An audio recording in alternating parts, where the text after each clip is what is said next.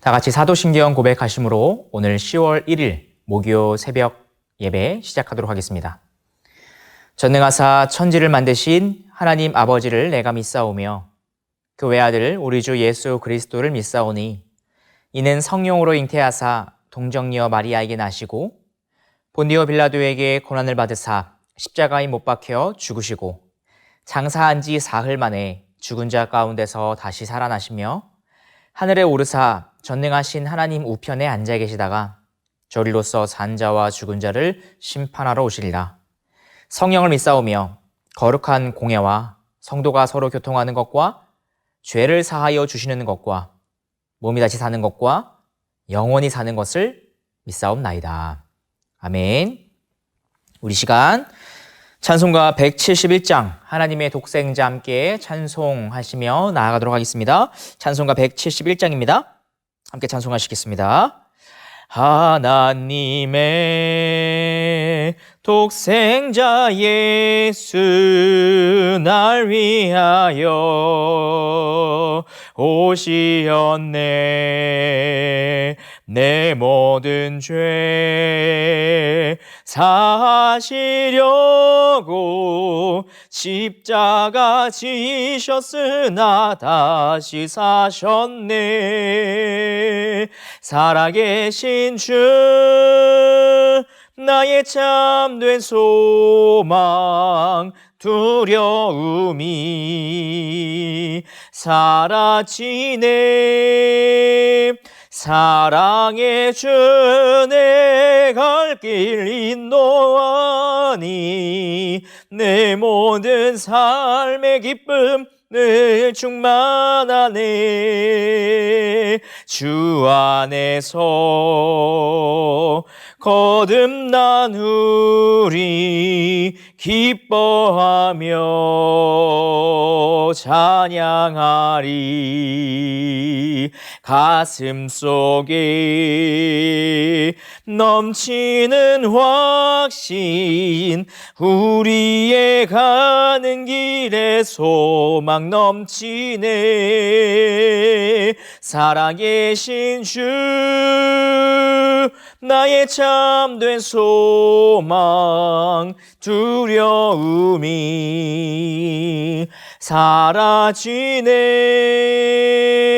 사랑의 주 내 갈 길 인도하니 내 모든 삶의 기쁨 늘 충만하네. 선한 싸움 다 마친 후에 우리 주님 뵈오리라. 사망 권세 다 물리치고 주님이 다스리니 영광 넘치네. 살아계신 주 나의 참된 소망 두려움이 사라지네. 사랑의 주 내 갈 길 인도하니 내 모든 삶의 기쁨 늘 충만하네. 이어서 한 장 더 찬송하시겠습니다. 185장 이 기쁜 소식을 함께 찬송하시겠습니다. 185장입니다. 함께 찬송하시겠습니다. 이 기쁜 소식을 온 세상 전하세. 큰 환난 고통을 당하는 자에게 주 믿는 성도들 다 전할 소식은 성령이 오셨네. 성령이 오셨네. 성령이 오셨네. 내 주님 보내신 성령이 오셨네.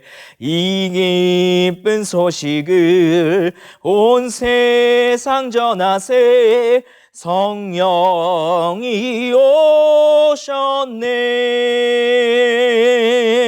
만왕의 왕께서 저 사로잡힌 자 다 구원하시고 잠자유 주셨네. 승리의 노래가 온 성에 들리니 성령이 오셨네. 성령이 오셨네. 성령이 오셨네. 내 주님 보내신 성령이 오셨네.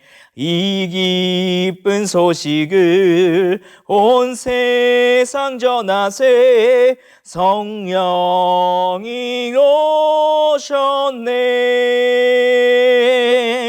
한없는 사랑과 그 크신 은혜를 늘 의심하면서 안 믿는 자에게 내 작은 입으로 곧 증언하리니 성령이 오셨네.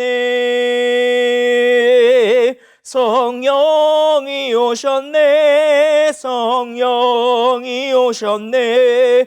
내 주님 보내신 성령이 오셨네. 이 기쁜 소식을 온 세상 전하세. 성령이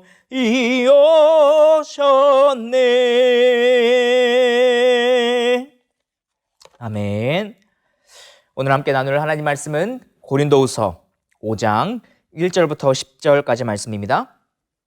고린도후서 5장 1절부터 10절까지 말씀입니다. 제가 가진 성경으로는 신약성경 290쪽에 위치하고 있습니다. 고린도후서 5장 1절부터 10절까지 말씀 함께 보도록 하겠습니다. 만일 땅에 있는 우리의 장막집이 무너지면 하나님께서 지으신 집 곧 손으로 지은 것이 아니요 하늘에 있는 영원한 집이 우리에게 있는 줄 아느니라. 참으로 우리가 여기 있어 탄식하며 하늘로부터 오는 우리 처소로 덧립기를 간절히 사모하노라. 이렇게 입음은 우리가 벗은 자들로 발견되지 않으려 함이라. 참으로 이 장막에 있는 우리가 짐진 것 같이 탄식하는 것은 벗고자 함이 아니요 오히려 덧립고자 함이니 죽을 것이 생명에 삼킨 바 되게 하려 함이라. 곧 이것을 우리에게 이루게 하시고 보증으로 성령을 우리에게 주신 이는 하나님이시니라. 그러므로 우리가 항상 담대하여 몸으로 있을 때에는 주와 따로 있는 줄을 아노니 이는 우리가 믿음으로 행하고 보는 것으로 행하지 아니함이로라. 우리가 담대하여 원하는 바는 차라리 몸을 떠나 주와 함께 있는 그것이라. 그런즉 우리는 몸으로 있든지 떠나든지 주를 기쁘시게 하는 자가 되기를 힘쓰노라. 이는 우리가 다 반드시 그리스도의 심판대 앞에 나타나게 되어 각각 선악간에 그 몸으로 행한 것을 따라 받으려 함이라. 아멘.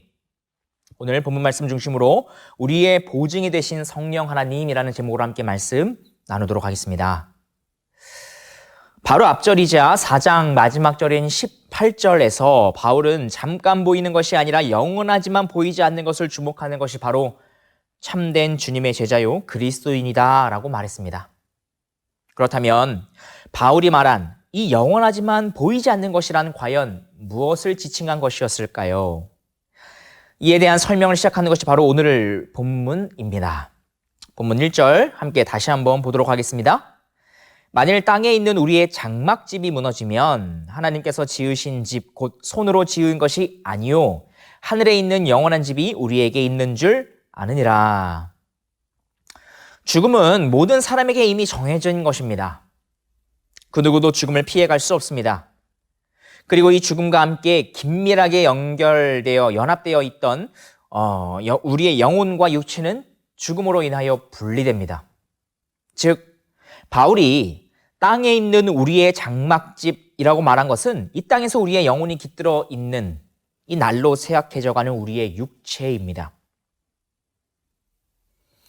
우리는 바울이 육체를 장막집이라고 표현한 것에 주목해 볼 필요가 있습니다. 이 장막집은 이동식 집 또는 일시적으로 머물기 위해 지어진 집을 가리키는 것이기 때문입니다.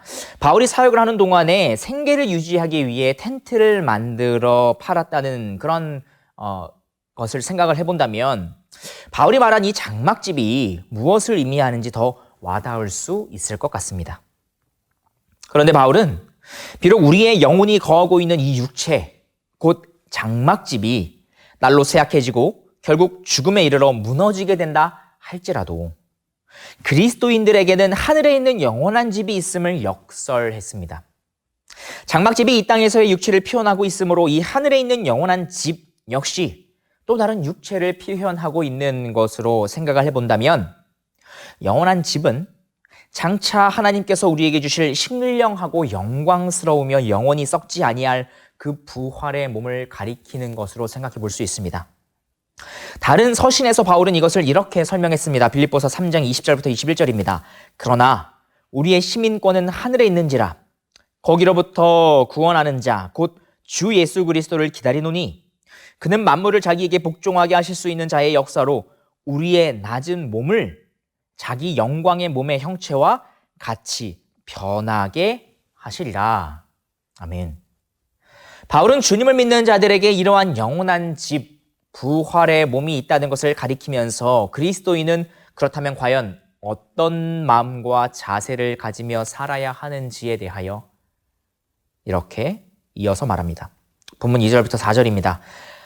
참으로 우리가 여기 있어 탄식하며 하늘로부터 오는 우리 처소로 덧립기를 간절히 사모하노라. 이렇게 입음은 우리가 벗은 자들로 발견되지 않으려 함이라. 참으로 이 장막에 있는 우리가 짐진 것 같이 탄식하는 것은 벗고자 함이 아니요 오히려 덧입고자 함이니 죽을 것이 생명에 삼킨 바 되게 하려 함이라. 특히 이 4절 말씀에 좀 주목을 해보고자 합니다. 바울은 이 장막, 곧 이 땅에서 현재의 육체를 가지고 살아가는 삶에 대해 짐진 것 같이 탄식한다 라고 말했습니다. 분명히 탄식은 신자든 불신자든 할 것 없이 이 삶을 살아갈 때 나오는 탄식을 지칭하기도 합니다. 모두가 날로 쇠약해지는 이 유한한 육체를 갖고서 시간이 흐를수록 마치 점점 더 무거운 짐을 진 인생을 살아가는 것 같기 때문입니다. 그것은 신자든 불신자든 다를 것이 없기 때문입니다. 동일하기 때문이죠. 바울은 신자에게도 불신자와 동일한 탄식이 있다는 것을 이렇게 인정합니다. 그러나 바울은 이 신자의 탄식은 불신자의 것과는 전혀 다른 방향으로 나아간다고 말합니다.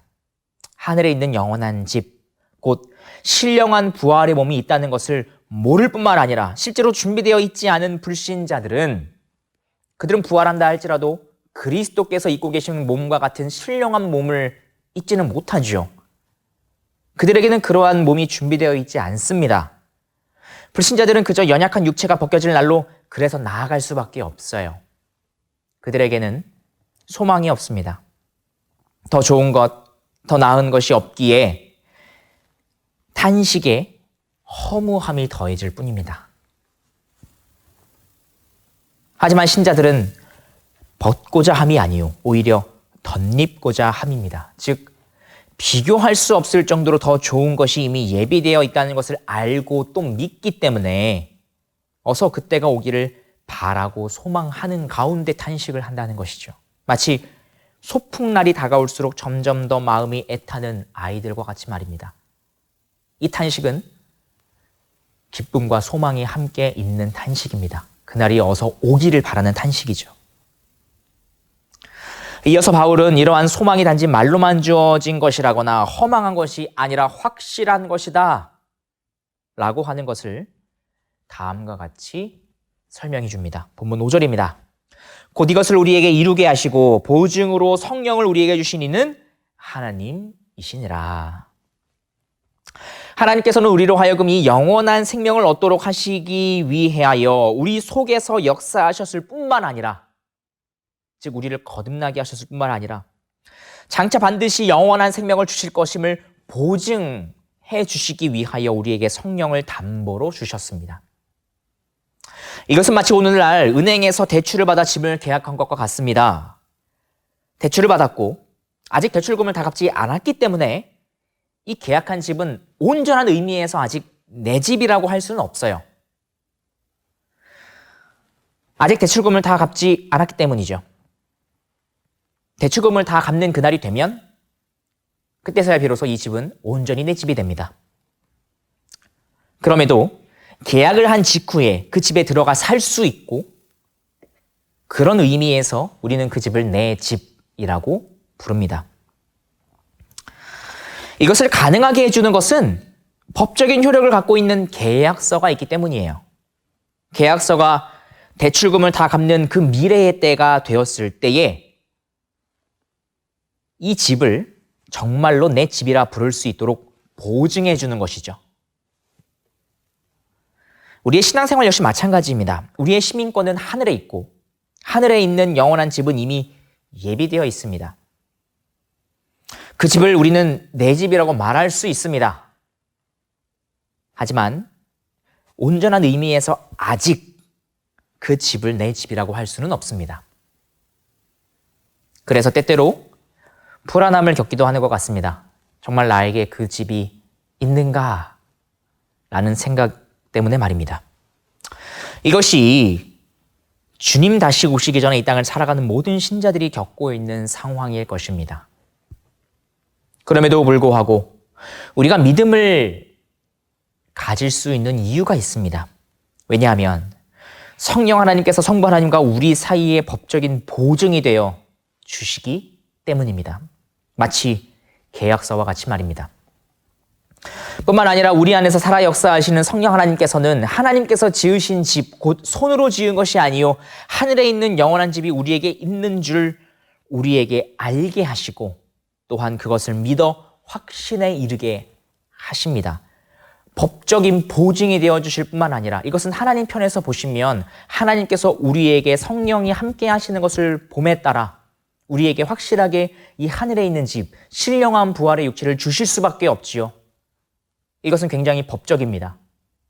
그런데 동시에 성령 하나님께서, 우리 안에 계신 성령 하나님께서는 우리로 하여금 이 개인적인 우리의 마음 가운데, 우리의 영혼 가운데 믿음을 불러일으키십니다. 보증이 되어 주신 분께서 우리의 마음 속에서 오늘도 믿음을 일으켜 주시는 것입니다. 그래서 바울은 다음과 같이 말씀합니다. 본문 6절부터 8절입니다. 그러므로 우리가 항상 담대하여 몸으로 있을 때에는 주와 따로 있는 줄을 아노니 이는 우리가 믿음으로 행하고 보는 것으로 행하지 아니함이로라. 우리가 담대하여 원하는 바는 차라리 몸을 떠나 주와 함께 있는 그것이라. 성령 하나님의 보증에 의해 하늘에 있는 영원한 집, 곧 신령한 그 부활의 육체가 우리에게 주어질 것임을 확신할 수 있기 때문에 심지어 바울은 차라리 몸을 떠나 주와 함께 있기를 원한다고 고백합니다. 이것은 그만큼 확신이 있기 때문에 할 수 있는 고백입니다. 그리고 이러한 확신은 우리가 이 땅에서 어떤 마음과 자세로 살아가야 하는지 그 자리로 우리를 이끌어줍니다. 사도 바울은 다음과 같이 말합니다. 본문 마지막인 9절과 10절입니다. 그런즉 우리는 몸으로 있든지 떠나든지 주를 기쁘시게 하는 자가 되기를 힘쓰노라.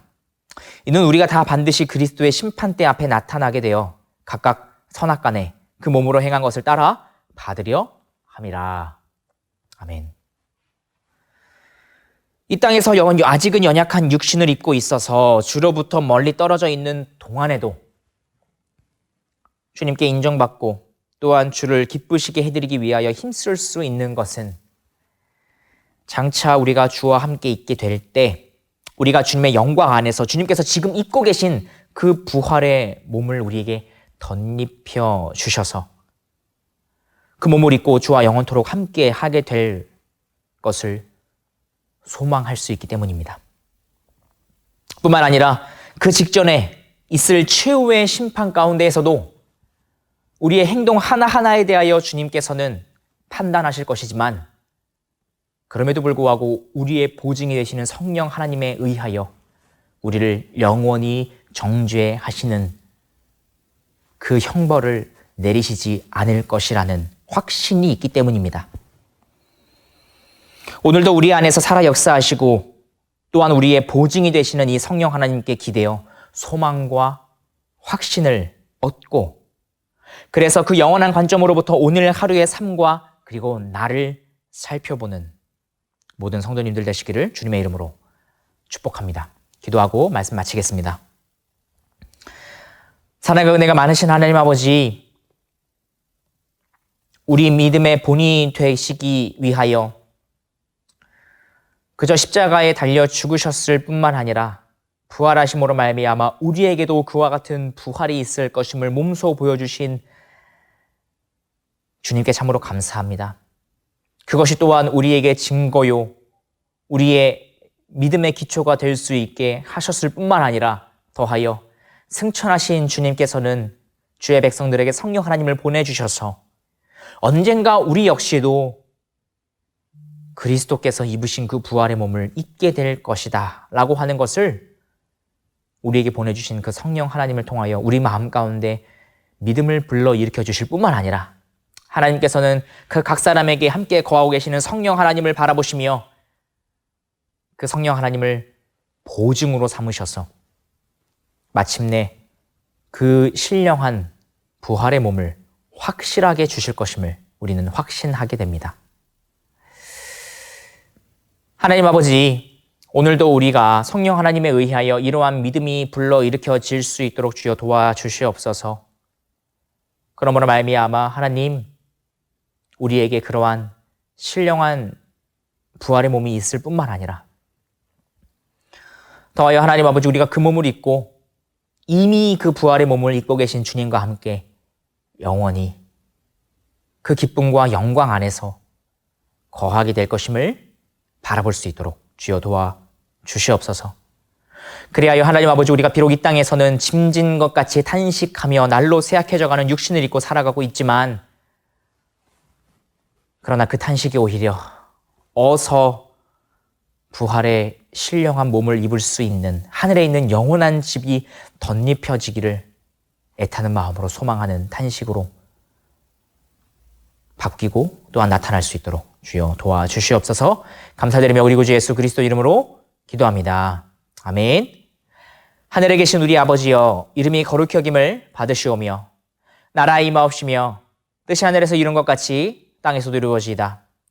오늘날 우리에게 일용할 양식을 주옵시고 우리가 우리에게 죄 지은 자를 사하여 준 것 같이 우리의 죄를 사하여 주옵시고 우리를 시험에 들게 하지 마옵시고 다만 악에서 구하옵소서.